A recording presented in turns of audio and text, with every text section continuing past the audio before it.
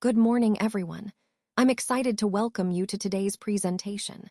Today, we're going to explore the Indian economy.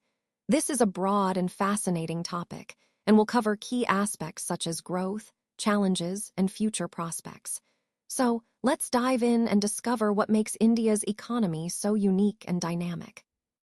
Now, let's take a look at the contents of today's presentation. We will start with an introduction to set the stage for our discussion. Then, we'll explore the various sectors that make up the Indian economy, which is a diverse and dynamic system. Moving forward, we'll examine income and consumption patterns, which give us insight into the standard of living and economic well-being of people. Next, we'll discuss some of the problems faced by the Indian economy, highlighting challenges that need attention. We will also cover the history of the Indian economy, understanding how it has evolved over time. Additionally, we'll look at external trade and investment, key drivers of growth and global integration. Then, we'll focus on the strengths that make the Indian economy resilient and promising for the future. Finally, we'll conclude with our final notes, tying everything together. Throughout this presentation, our goal is to get a clear picture of where India stands economically and what factors influence its progress. Welcome to this section of our presentation. On this slide, we're focusing on the introduction, which is a crucial part of setting the stage. I'll be explaining the key points thoroughly but in a conversational way, so it feels engaging and easy to follow. We'll highlight the most important concepts to ensure they stand out. Importantly, I'll be connecting these points to the overall theme of our presentation, helping to build a clear and cohesive narrative. My goal is to make sure you understand not just the what, but also the why behind each element. So, let's dive into the introduction and see how it frames everything that follows. Let's talk about the Indian economy. Currently, it's the third largest in the world when measured by purchasing power. This is a significant achievement and indicates a strong and growing market. Looking ahead, experts from a global investment bank predict that by 2035, India will rise even further in the global rankings. It's expected to become the third largest economy, just behind the US and China. What's really interesting is that India's economy is projected to reach about 60% of the size of the US economy by that time. This growth isn't just a number. It's a reflection of India's expanding domestic markets, increasing investments, and improving infrastructure. Connecting this to our overall theme, understanding India's economic trajectory is crucial because it highlights the enormous opportunities and challenges that lie ahead. This growth will shape not only India's future, but will also influence the global economic landscape. Let's take a moment to explore the history behind this topic. Understanding the background is crucial because it provides context for why things are the way they are today. Throughout history, key developments have shaped the current landscape, helping us see the progression and the turning points that led us here. By examining these milestones, we can better appreciate the evolution and the significance of the current trends.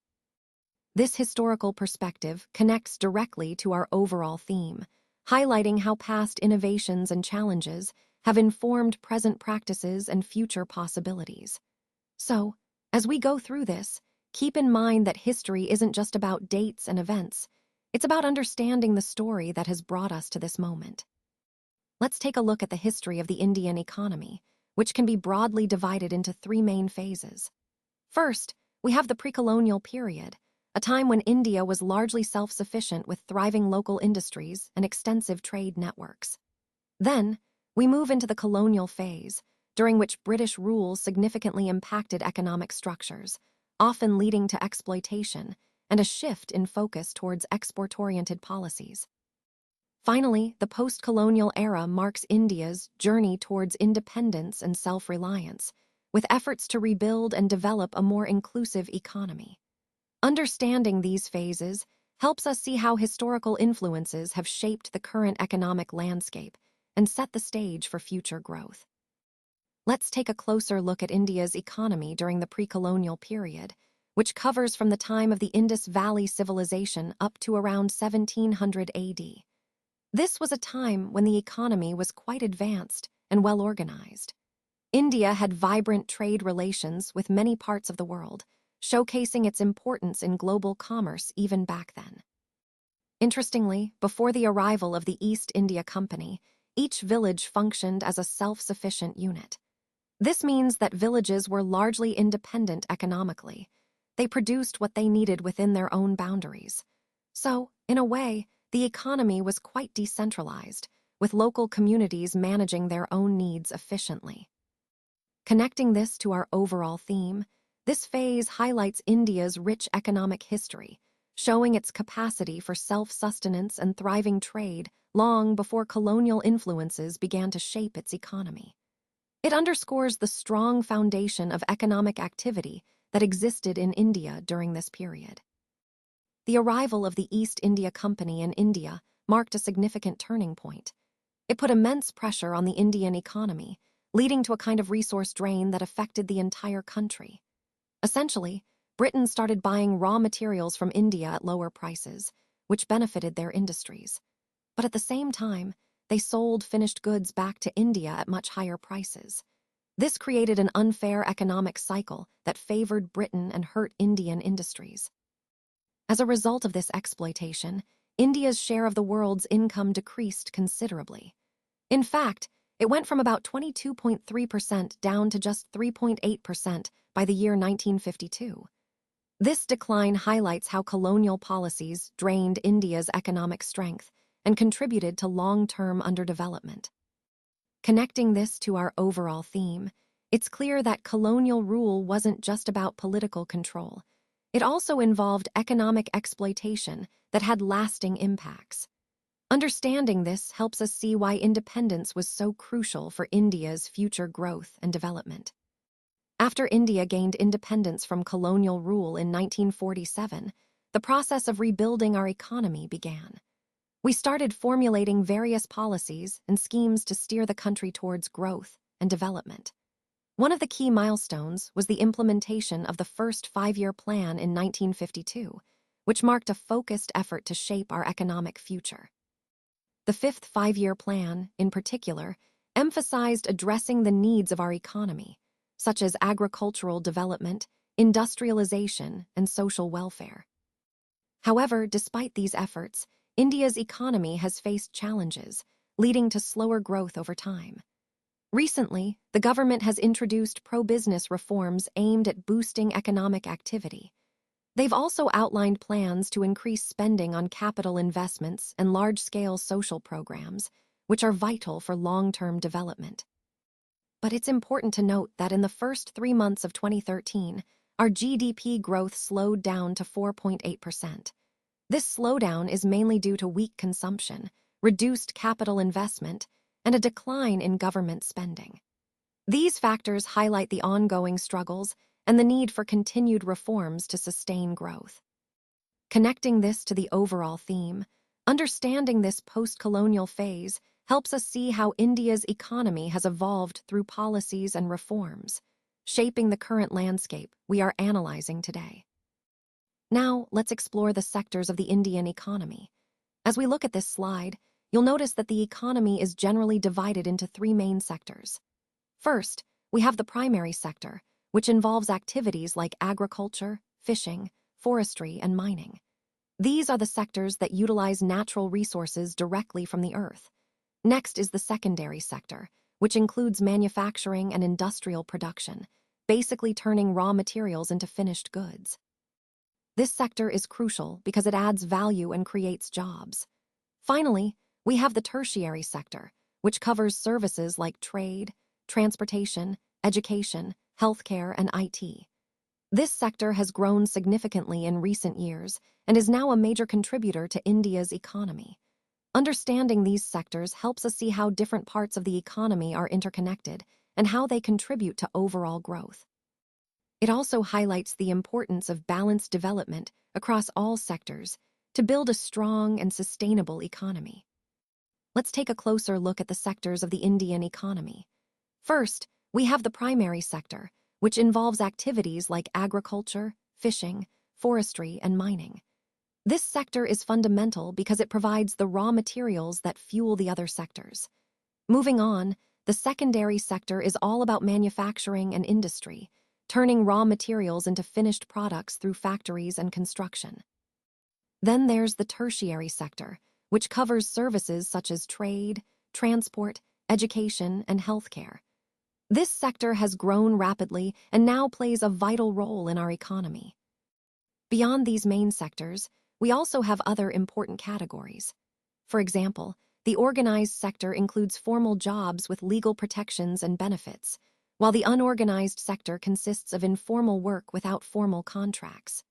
Additionally, the economy is divided into the public sector, which is owned and operated by the government, and the private sector, driven by private individuals and companies. Understanding these different sectors helps us see how diverse and interconnected our economy really is. Each plays a unique role in contributing to India's overall development and progress. Now, let's explore the three main sectors of the economy, starting with the primary sector.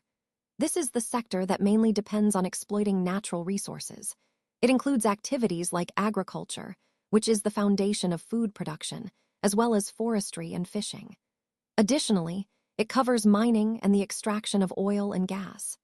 These activities are crucial because they provide the raw materials needed for other sectors and for everyday life. Moving on to the secondary sector, this is where manufacturing happens. It involves transforming raw materials from the primary sector into finished goods. Think of factories producing cars, clothing, or electronics. This sector is all about industrial production, taking raw resources and turning them into the products we use daily. Finally, we have the tertiary sector. This sector focuses on providing intangible goods, which means services rather than physical products. Examples include financial services like banking, management consultancy, telecommunications, and information technology. These services support the economy by offering expertise, communication, and convenience. Connecting these points to our overall theme, understanding how these sectors work together helps us see the bigger picture of economic development. Each sector plays a vital role, from harnessing natural resources to manufacturing and providing services that keep our society running smoothly. Now, let's turn our attention to external trade and investment. These are crucial elements that shape a nation's economic landscape. When we talk about external trade, we're referring to the exchange of goods and services across borders. It's about how countries buy and sell with each other, which drives growth and opens up new opportunities. Investment, on the other hand, involves capital flows. When businesses or individuals invest in foreign markets, whether through setting up operations or financial investments. Both of these activities are interconnected. Robust trade can attract more foreign investment, creating a positive cycle. Ultimately, understanding these dynamics helps us see how countries can leverage their strengths and improve their economic resilience. This slide highlights the importance of engaging with the global economy in a strategic way, aligning with our broader theme of economic development and competitiveness. Let's take a closer look at external trade and investment. This is a crucial aspect because it reflects how a country interacts with the global economy. When we talk about external trade, we're referring to the exchange of goods and services across borders. This not only boosts economic growth, but also helps diversify markets and sources of income. Investment, on the other hand, involves foreign direct investment, or FDI, where companies from other countries invest in local businesses or infrastructure. This can lead to technology transfer, job creation, and overall economic development. These elements are interconnected and vital for integrating a country's economy into the global landscape. Understanding how trade and investment flow in and out gives us insight into a nation's economic health and strategic priorities. It's all about building bridges for economic opportunities, fostering growth, and strengthening international relationships. Let's take a moment to understand what external trade really is. Essentially, it refers to the exchange of capital, goods, and services across international borders or territories. This means that countries are not isolated. They interact and trade with each other to satisfy their economic needs. Most countries find that external trade constitutes a significant part of their gross domestic product, or GDP.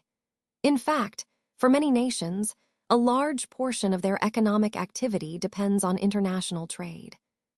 This concept is central to our overall discussion because it highlights how interconnected the global economy truly is.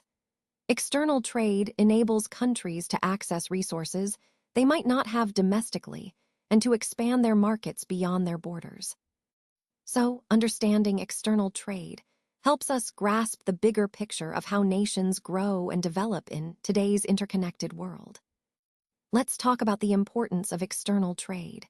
International trade involves the exchange of capital, goods, and services across borders. It's a crucial part of how economies grow and develop. For many countries, trade makes up a significant portion of their gross domestic product, or GDP, highlighting just how vital it is to their economic health. Trade acts as the backbone of our modern commercial world. Instead of being limited to selling only within their own borders, producers and businesses seek to expand their markets internationally. This way, they can access more customers, increase profits, and foster innovation. In essence, external trade helps create a more interconnected and prosperous global economy, aligning perfectly with our broader theme of economic growth and development. It's about leveraging global opportunities to benefit countries and industries alike. Let's take a closer look at India's imports. The major items we bring in include crude oil, machinery, military products, fertilizers, chemicals, as well as gems, antiques, and artworks. These imports can be grouped into a few categories that help us understand how India manages its foreign trade. First, there are freely importable items. These are goods that anyone, an individual or a firm, can import without needing a special license. It makes trade smoother and more accessible for most products. Next, we have canalized items.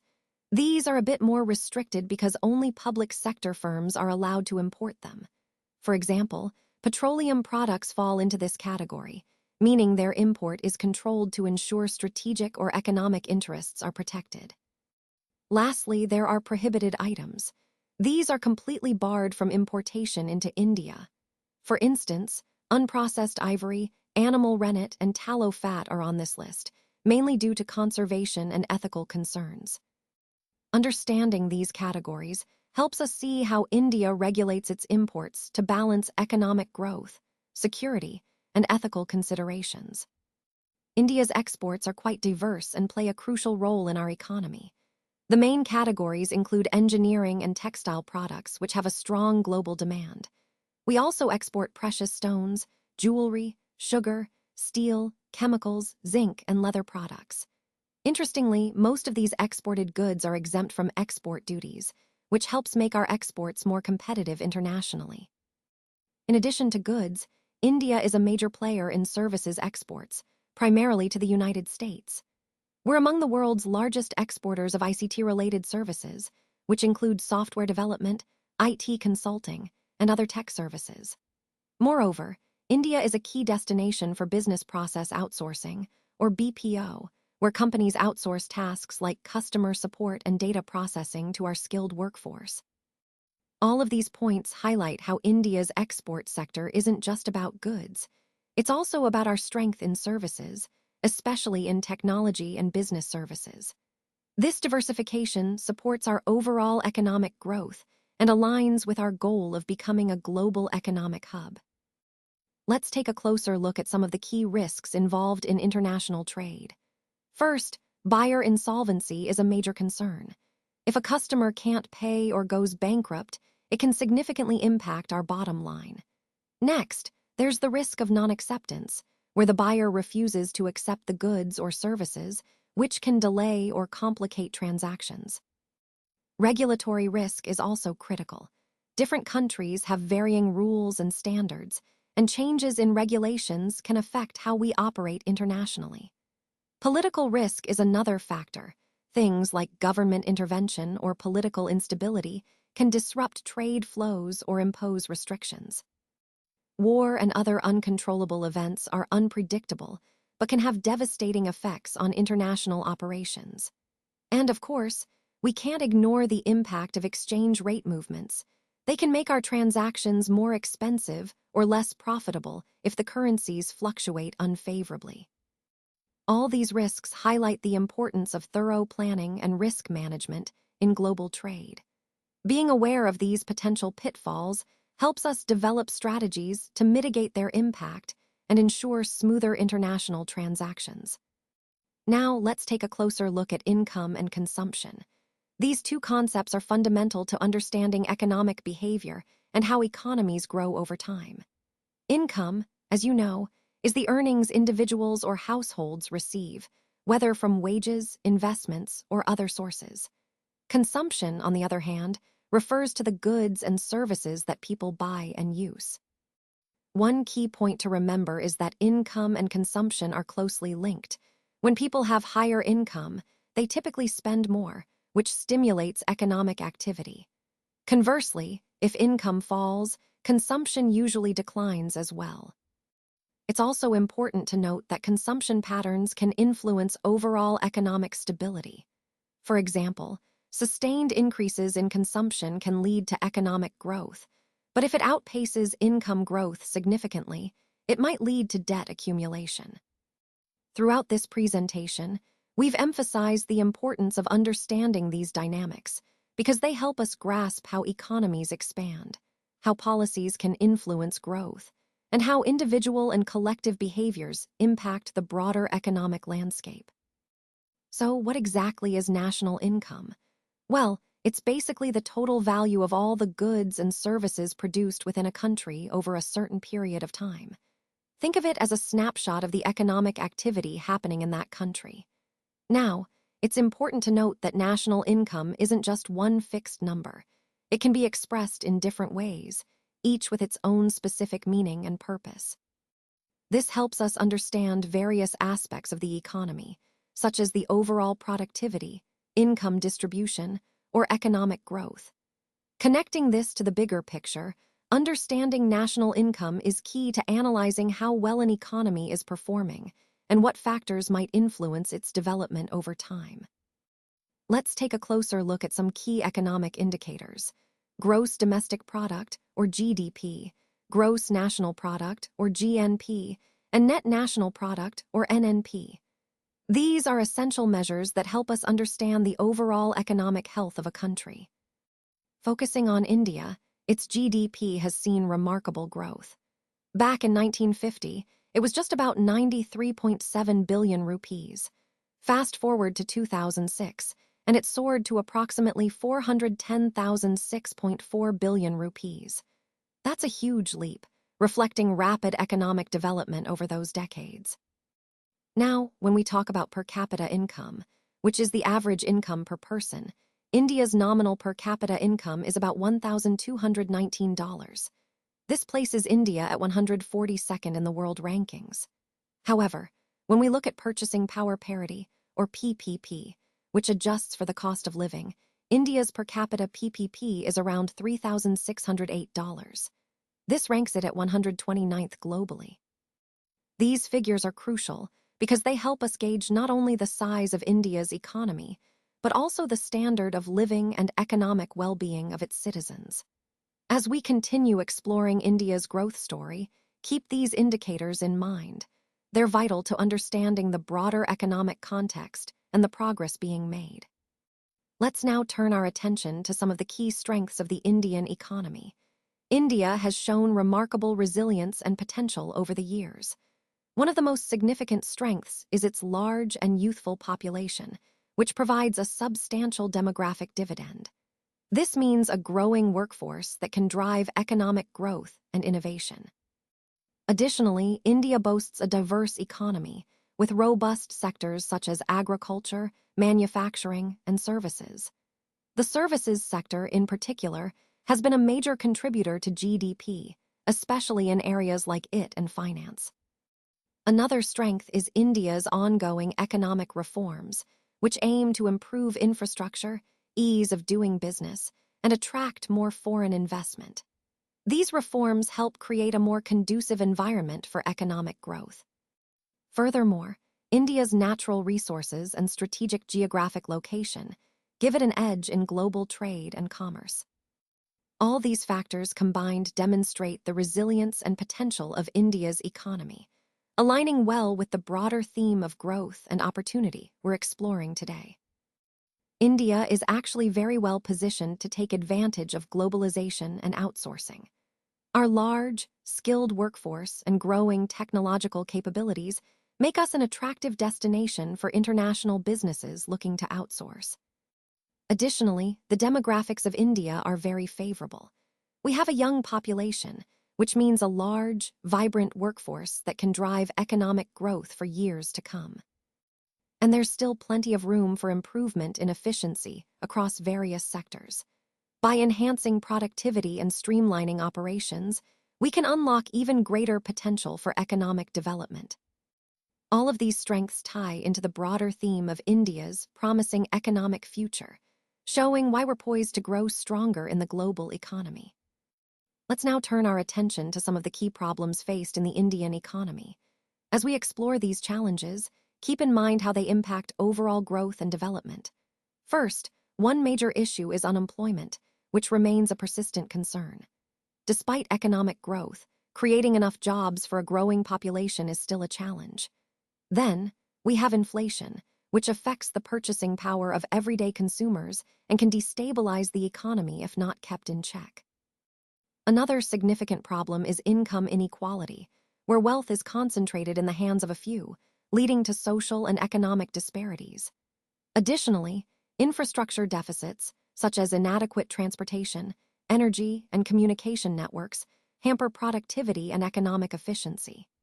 Lastly, issues like fiscal deficit and public debt pose long-term risks, limiting the government's ability to invest in critical sectors. These problems are interconnected, and addressing them is crucial for sustainable economic progress. As we proceed further, we'll see how these challenges fit into the larger picture of India's economic landscape.